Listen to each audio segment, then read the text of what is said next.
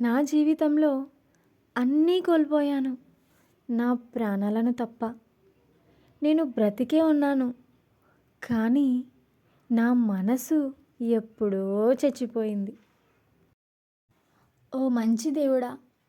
నేను నడిచే దారిలో పూలపాన్పు వేయకపోయినా పర్వాలేదు.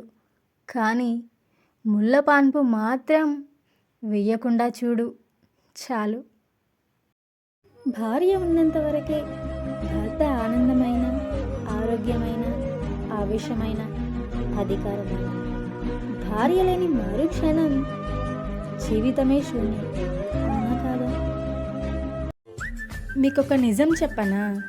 మనం ఎవరినైతే ఎక్కువగా ప్రేమిస్తామో వాళ్ళకే ఎక్కువగా భయపడతాం. అవునా కాదా? చెప్పండి. ఎప్పటికైనా నాతో ప్రేమగా మాట్లాడతావని ప్రతిరోజు ఎదురు చూస్తూనే ఉన్నాను. కానీ నీకు నేనేమీ అంత ముఖ్యం కాదని ప్రతిరోజు తెలియచేస్తూనే ఉన్నావు. కానీ నా పిచ్చి మనసుకు అది అర్థం కావట్లేదు.